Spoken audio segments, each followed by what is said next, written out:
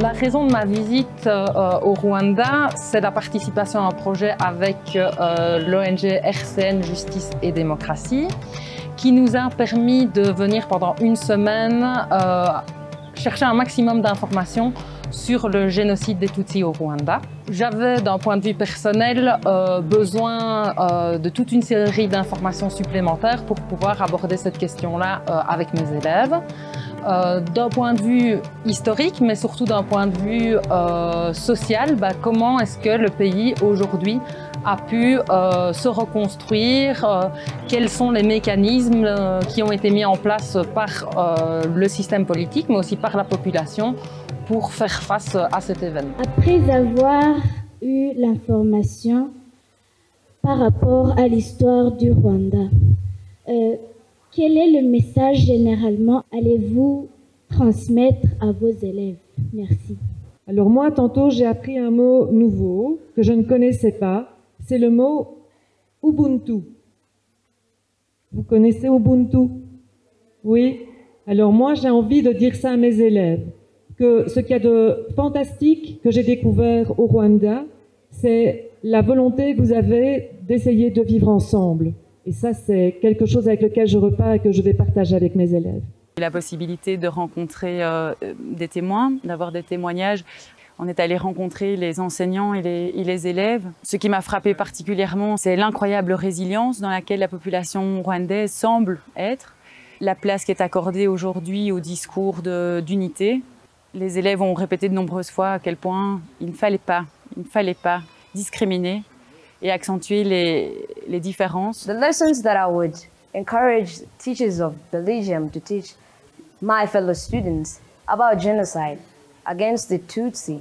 They should know that it was a genocide that was prepared. The genocide was mainly done by we, the youth, those that were strong, those that were able, those that were supposed to be the ones, encouraging peace. Those that were supposed to be useful to our country, they're the ones that distracted it. They should also know its consequences. We lost students, we lost relatives, neighbors, beloved ones, but there is hope. So the hope of unity, the unity that we have starting within the schools, that hope of togetherness, of unity, of peace, of love among Rwandans is the one that holds us together and strengthens us. Le message que je leur donne, c'est de leur demander d'accueillir ces informations d'une façon humble, qu'ils se mettent sous la peau du vrai Rwandais qui a vécu ce génocide, qu'ils prennent ça au sérieux, qu'ils essayent de nous comprendre la souffrance que nous avons vécue ici au Rwanda et les conséquences aussi qui nous ont été infligées à cause de ce génocide. En venant ici au Rwanda, j'avais l'impression que c'était une occasion unique pour finalement rencontrer une société qui avait été profondément marquée par justement un génocide qui est toujours encore vivant, perceptible à travers énormément de choses, que ce soit les lieux de mémoire, que ce soit les personnes adultes aujourd'hui. Finalement, il en reste de très nombreuses traces dans la société.